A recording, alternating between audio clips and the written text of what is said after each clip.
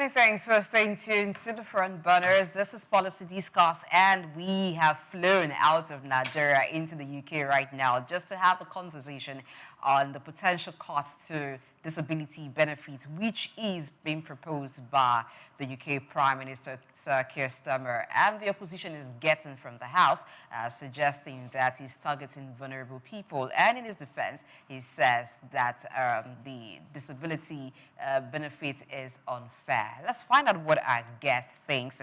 We have joining the conversation Joseph Agbor, who is a solicitor of the Supreme Court of Nigeria, a lawyer regulated by the SRA and UK. We also have Sijibomi Adebiyi-Benneth, a social commentator and a better Nigeria propagator. They join virtually. Good morning again, gentlemen.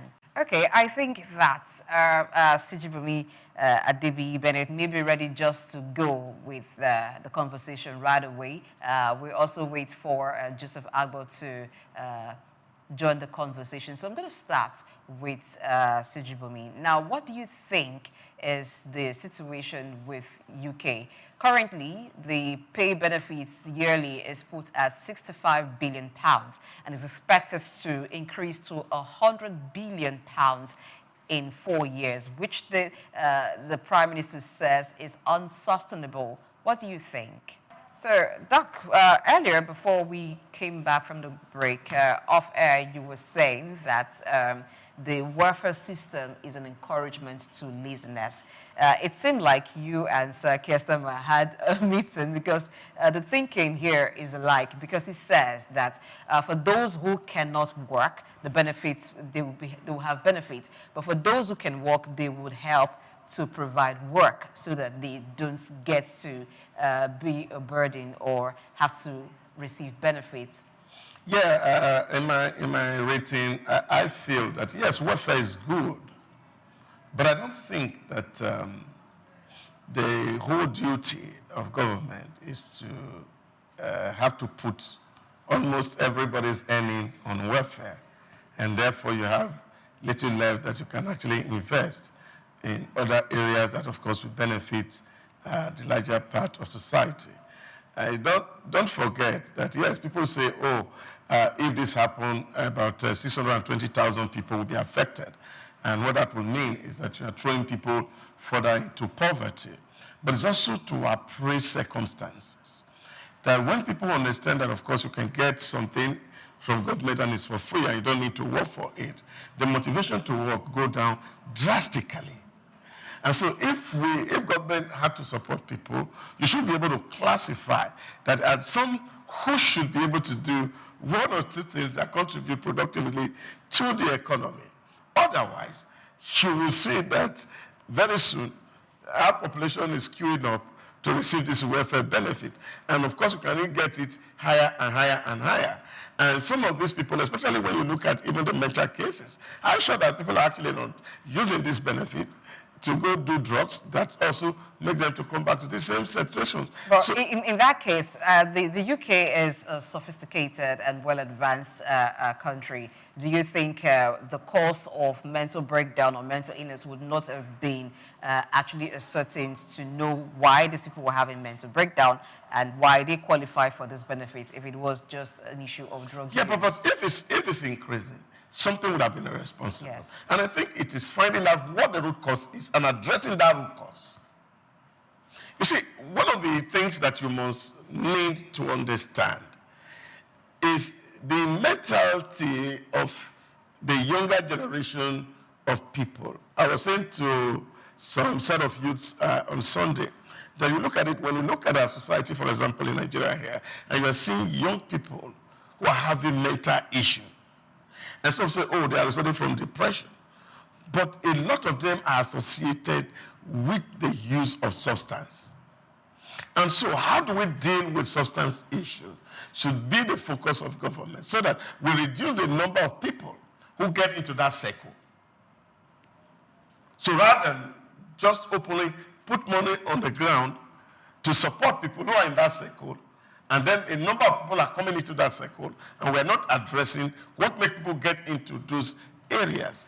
But you also see that there are some spaces where people who are physically challenged as productive as it can be, because some systems have been put in place to actually make them productive. I have a guy very close to my house. He's on both limbs, not walking, but the hands are walking. He sits on the wheelchair and he makes beautiful shoes. So he's earning. And this kind of encouragement we need to give to people, because why you put money down and say you are trying to help the poor and the vulnerable, for me, it's a way of actually encouraging people to say, because once you understand that government is going to pay the bill, so why work? Okay, so report shows that there are about 4 million people getting at least one of the disability benefits, about 10% of the working age population. So if you have about 10% of the working age population on at least one disability benefit, that's a lot, because they are within the working age population. Well, let me agree a little with what you have said, which is that the social welfare system tends to encourage laziness, but not that it was intended to encourage laziness, but we found that because of the human nature where sometimes abuse is inevitable, particularly when the use of a thing is not known. But in this case, it is not that the use of the system was not known, it's just that people over time found it more convenient, more comfortable, particularly when people are out of job. They just feel, well, the period for which I'm out of job, I don't have to worry too much, because when I have health issues, I can get benefit. But 10% should not be too much to over-labor the UK government. Is it an issue of the UK government not thinking creatively on how to generate more revenue? Yes, which the MPs are suggesting to the Prime Minister that he should rather focus on wealth tax instead of cutting the disability, the health and disability benefits. Yes, let's connect again with our guest, Joseph Agbor and Sijibomi Adebiyi. Hello. Hi, good morning. Good morning. It's great to morning, finally Joseph. hear you. Good to see you here. Can you hear me? Yes, we can hear you loud and clear. Good morning, doctor. How are you? How are you, sir? Very well. Good to have you here. Thank you, thank you. Can you come again? Okay, so the question is this. With the situation in the UK, what's your take on the Prime Minister moving to cut the health and disability benefits under the premise that it is unsustainable for the UK government? I can't hear you at all. I didn't hear your question. We're trying to find out your take on Prime Minister Starmer's move to cut down on disability benefits because he feels it's not sustainable in the UK. Well, okay, thank you for the question. And the truth is that when it comes to these disability benefits, right, it covers it covers a very wide range. There's the aspect of physical disability, there's the aspect of mental disability, and so on and so forth. However, some of these some of these conditions, let me not use the word so-called, some of these conditions, they are not such that could prevent people from working, right? However, if you give people benefits and tell them take care of their needs, and there's no need, they don't see the need to work, then they're not going to do it. Like, human beings, generally speaking, will always abuse systems, will always, stretch things to their limits. So what they are saying is that it's not as if they are taking out benefit totally or cutting benefits, but certain categories, when people have the ability to work, then they should be encouraged to work. As a matter of fact, one thing I've come to understand in life is that the fact that somebody is docile, right?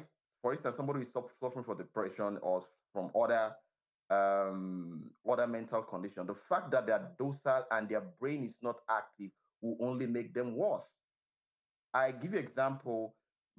From my experience with, I'm not, of course, I'm not a professional, I'm not a medical professional, but my experience with my maternal grandmother, the day she stopped working, that was the day she started dying, because what it means is that the brain is not active. And when you don't actively engage your brain, what happens? It starts declining. So it's not that they are taking out the benefits totally, but they are doing a review and certain conditions, some people, if they can work, an assessment is done that these people can work, then they should go and work. So I think it's a welcome development. And so, to be honest, it's unlike labor, because labor, generally speaking, their welfare is in by nature. You understand what I mean? So I think it's a good development. Yeah. Some people also argue that Keir Starmer is struggling with raising funds and the rest of it, and is just looking for an easy way out of trouble. What do you think? Of course, the government always needs more and more money. There's no two ways about it. I think from what I heard is that they're trying to raise the budget for defense spending, and there are two ways they can do that. That they either cut down their current expenditure or raise taxes, and that is, some people have suggested they should introduce this so-called wealth tax and stuff like that. Of course, it's about raising more money. So there are two ways: you either cut down what you pay out at the moment, or find way to source more revenue. All right, so let's look at what is covered under the UK disability benefit. So I'm taking this question now to Sijibomi. What is the coverage of the UK disability benefit, and in what way do you think is going to affect people if the spendings on the benefit is reduced? I didn't hear anything you said. If doctor can reiterate what. Okay. All right, let's have a doc interact. Okay. We're looking at what the government is putting money into in terms of these disability benefits. The health secretary is talking about overdiagnosis. Is it that we're not doing enough to actually identify those who need it? Or there are leakages somewhere? I think, with everything in life, you have to do evaluation and re-evaluation. So if they've re-evaluated, I don't know the process.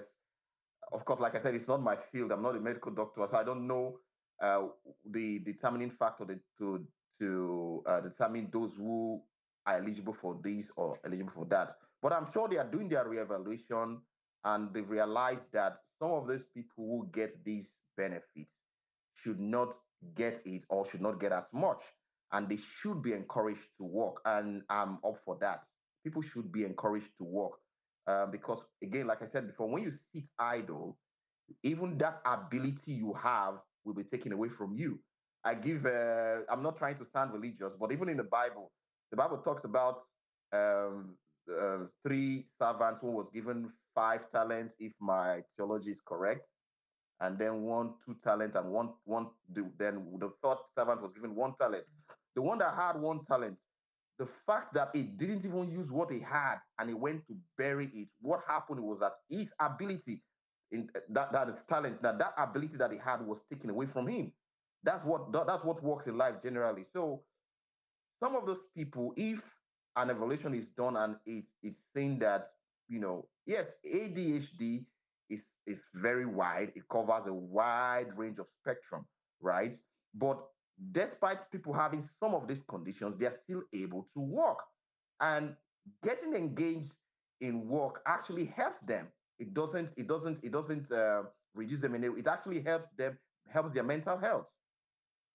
So when you don't work, what that means is that you're always locked up at home. There's nothing. You don't engage your brain. You don't engage yourself. So you at the end of the day, what you discover that you are actually declining. Okay, let me take this to Bennett. Let me take this question to Bennett. The government is saying that what is currently being paid on disability benefit is actually doubled to what people who are seeking job get from government. And the reason why they want to cut this is to ensure that people can be motivated to re-enter work. What is your take, Bennett?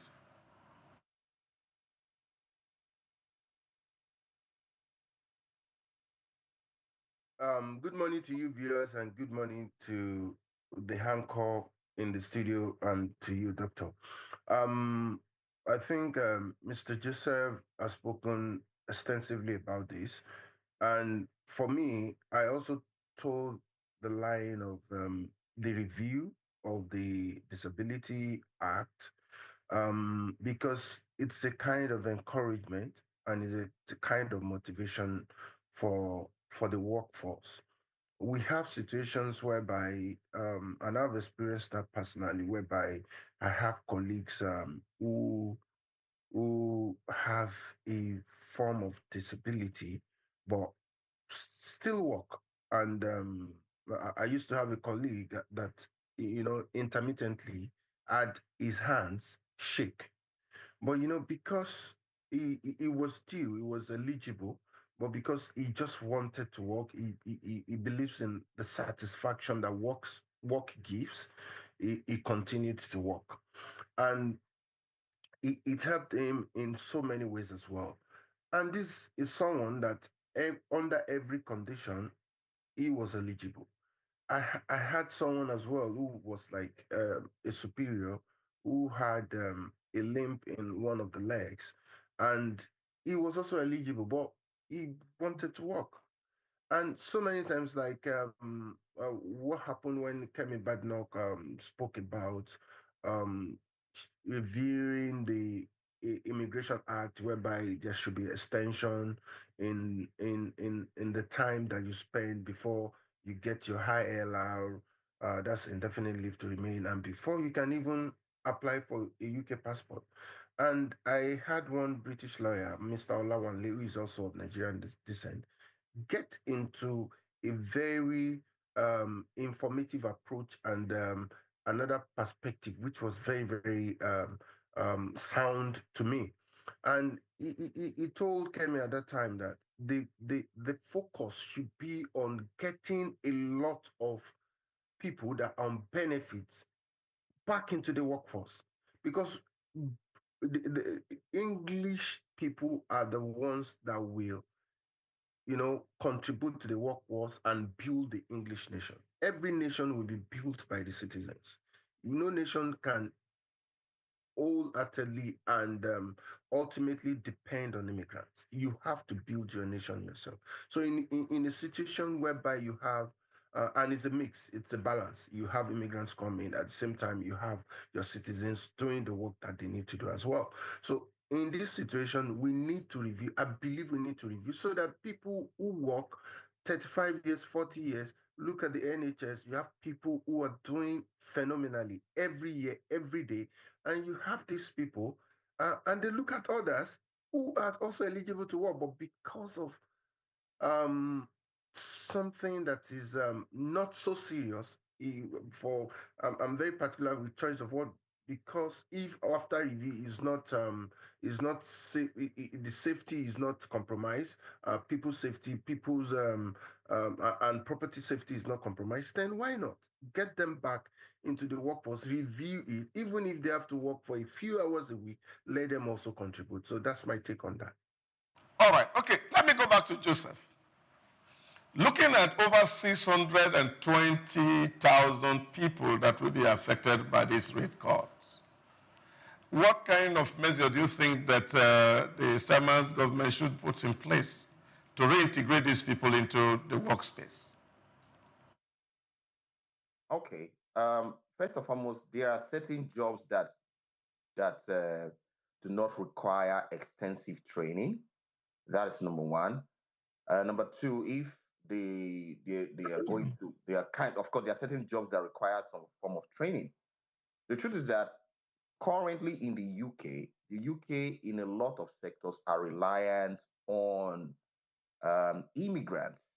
Like my friend mentioned, you discover that they brought out schemes to bring in people to do for the health and care industry. There was a time during the time of Boris Johnson, they had to bring in people who drive these HVQ vehicles or whatever they're called and stuff like that.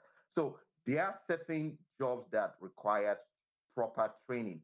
There are certain jobs that with just one or two shadowing, like they call it, you can get on with it. So yeah, there are a lot of job vacancies in the UK. Like I said, if we do have a lot of job vacancies that we have to get people from outside the UK to fill in some sector, then we can as well integrate some of these people that are able to do the job but are just capitalizing on the benefit system to sit down and just get them organized, boot camps or whatever the case may be, trainings for those people and get them integrated into the workforce. Extend this because you also have argued, because some people have also alluded to the fact that the recent meetings between Starmer, Trump on the one hand, and the Starmer and the Ukrainian president on the one hand is what is actually necessitating this move to invest so much in military so that NATO can be sustained. Now, should the United Kingdom citizens who are receiving benefits from government be the one to suffer this overly ambition of Keir Starmer? I don't think it's. I don't agree with the use of the word that they are going to. They are suffering because of this. No, it's actually helping them. Doc, let me tell you something. There are sicknesses that are associated with being idle. For instance, if you are not active, then the chances of developing obesity is very, very high.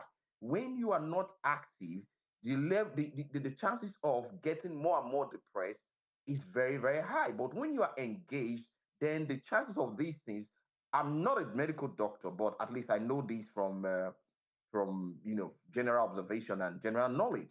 So aside from the fact that there's need to increase defense spending, right?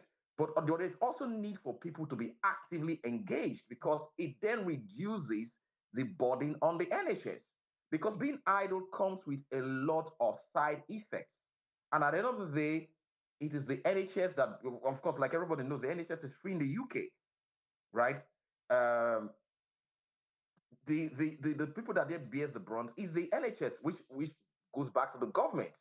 So from any angle, whether it's just to raise more money for defense spending or defense budget, as the case may be, or whatever the case may be, it is actually necessary this move is made. Get people actively engaged if they are able to. So we should give my own perspective is this: we should give help to those who need it. We should give help to those who need it. Those who don't need it, get them into the workforce. So whatever the case may be, whether it's defense spending, obviously we cannot downplay the need to increase defense, to increase security and stuff like. We can't downplay it because no matter what a country achieves, one insecurity crisis can cause a lot of damage rather. So why there's need to increase defense spending, but it's also a welcome development if we need to get those who need to get into work, get them back to work. Okay. Bennett, my colleague is asking, because we're looking at here, currently put at about 65 billion pounds for this disability benefit, likelihood that is increasing to 100 billion pounds annually. And people are arguing that, look, we can resort to wage tax. What will be the implication of a wage tax on the entire United Kingdom economy? Yes, the wealth tax is another avenue to raise money. And even in Nigeria, there was a time whereby that was also mentioned, and taxes on champagne, taxes on very expensive cars were, mentioned, and were mentioned to be reviewed. But having said that, we cannot just depend on wealth tax. And don't forget that the rich and the wealthy are also the ones very close to government, very close to political leaders. And everybody tries as much as possible to protect their interest and to preserve their interest. So sometimes it gets very difficult if it's too much on them. So, and because they do a lot of promises, grants, and all that during campaigns, they also want their own interests to be protected. So it's neither here nor there. Even if you do a wealth tax, like my brother were talking yesterday, and he said there was a time that when he was in school, and I think it was Lib Dem at that time that they voted for, because they were promised that tuition was going to be removed, and they were promised so many things. And what they realized was that when the party came into power, they removed um, 1p or something. I can't remember the way he said it, on for students. When you go to the pub, what to pay, they removed that. But at the same time, it was a percentage removal, but there was a way they also increased the price of the shot, so it balances out. So wealth tax cannot really do what the UK wants. They've increased the tax on workers' wages. That has not really worked. And don't forget the fact that every country now has to defend itself. America, which has been an ally for the West for a very long time, is focusing more on America because of the policy of the present government. It's America first. So in every way, every country must think towards that direction now. We must protect ourselves. So the UK is right. The government is right in trying to get more money for defense, because there are so many threats from different places. So if they must raise that money, it must come from somewhere. So apart from wealth tax, can we get productivity? It's a win-win situation. Get productivity from people who can still be productive. They get more money into the system, get more revenue, and those people themselves also get the satisfaction of getting of providing for their country, of contributing to the GDP of their country, and at the same time being active, living a fulfilled life, living better life. Because, like Joseph said, there is a relationship between some diseases and indolence. So once you are not indolent, once you can walk and you walk, there is probability that some things, some ailments are not going to come near you. Now let's look at the ability of the UK government to get some people back to work. So if you look at it from during the COVID-19 era, the number of people who were on the disability benefit increased. Some people were out of jobs. Some people came down with one or two illnesses, like you've mentioned, how idleness contributes to that. So if the government is getting back those who are of working age back to work, how feasible is that? My question is directed at Bennett. Okay, I didn't get your question, but if what you mean is the ability of the government to get people who are, My question is, what is the chance of the government getting those who are of working age off the disability benefits and finding them a job? Is it feasible to achieve that? yes, fantastic. That's the same thing we're talking about here. The, yes, the government has the ability to do that. And that's why they're trying to review this now. So instead of having more immigrants coming to the country, I'm not anti-immigrant. I came into the UK myself, and I've been through the master's route. And even though I did not intend to stay at first, but eventually, for one reason or the other, I stayed back, and I shuttle Nigeria and the UK for now, because I have business interest in Nigeria as well.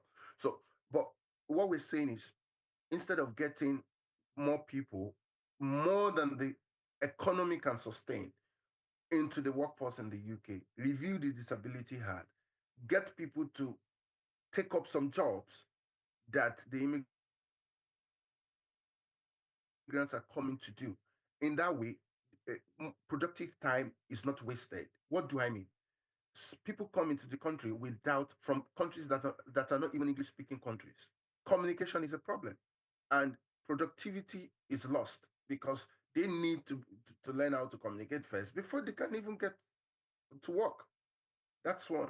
Number two is there's so many roles in the UK now that it's a shortage. NHS is it's just struggling. Um, Even at the point after COVID-19, there was shortage in the logistics industry. So, but if the government can encourage people to get back to work, if it is not, like I emphasize on that, if it's not going to compromise their safety and other people's safety, after thorough review, the people that can be gotten back to the workforce, if they get them back to the workforce, then the government will not need to do so much. They won't need to waste so much money, and they can get much money for the country. Now, let me take this now to Joseph Agbor. On the issue of wealth tax, we didn't know that that could also come with the implication of discouraging investments and people also having evading by having tax havens. How do you think the UK government can balance this? Well, for the record, I am not in support of wealth tax because, in my opinion, that will amount to double taxation. What do I mean by that? So if I've worked for years, okay, let's first and foremost understand what wealth tax is. Wealth as tax, usually it's a one-off. They'll say, okay, we'll tax all the rich. If you have, let's say for example, they can put a cap. If you've got your net worth is, say, for instance, £500,000 upwards, will tax you 1% of your total wealth, right? Wealth tax is not um, placing taxes or increasing taxes on certain products, right? Wealth tax has to do with taxing people based on their assets. It's usually one of their assets, their net worth, and so on and so forth. So the problem with that is that wealth tax may amount to double taxation. Let me give you an example. I'm a business person, or probably I'm a worker. I've worked all these years. I've paid my taxes. I've been able to, I was prudent. I was able to save money and then use the money to buy property. Don't forget that before I could save that amount of money, I'd already paid tax. But now you want to come and tax me on my assets. So that would amount to double taxation. Number two, how do you then even do it? Because there are certain wealth that are not liquid in nature. What do I mean is that they are not cash. So let me give you an example. Somebody maybe has got a huge land but does not have cash in the bank, and you want to tax the person, say 1% or 2% of the value of that property. So when the person does not have the liquid cash, what does that mean? It means that you force the person to sell some of their assets to pay that that uh, that so-called wealth tax. So I'm not in support of wealth tax. That will, like I said before, because that would be double taxing. Whoever is wealthy that has some assets is because it's the money that they saved or the resources they saved after I'm paying tax. That's the money, the resources they use in acquiring such assets. So I don't believe in wealth tax, and I'm a member of the Conservative Party. So I think if that comes on the floor, we're going to oppose it seriously.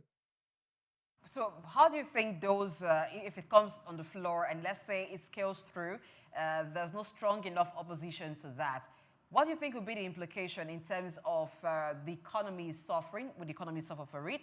Will it be a discouragement to investments? What's your take? Well, it will not be a discouragement to investment in the sense that it's not tax on investment, it's not tax on income, it's tax on assets you already own, right? It's not going to be, I don't see that's a discouragement to investment. However, I just feel it's not fair because it will amount to double taxation. Already, if you look at the taxing system in the UK, for instance, now if you earn between um, zero pound to around 12,000 something is 0%. If you earn between 12,500 to 50,000, I mean, your income of 12,000 to 50,000, you're taxed about 20%. If your income between 50 to 125, you're taxed about 40%. And then over 125,000, you're taxed about 45%. So whoever is wealthy already before then, either them, the person directly, or their family already paid higher threshold of tax over the years. That I'm saying all things being equal, that they are paying the correct tax though. They've already paid higher threshold of tax over the years, and then you now want to tax them on their assets. For me, I don't think it is fair, and I don't see it seeing the light of day.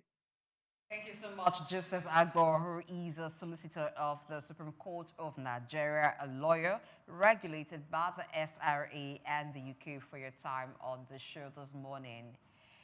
And we're also grateful that Sijibomi Adebiyi-Benneth, social commentator and a better Nigeria propagator, could join the conversation as well.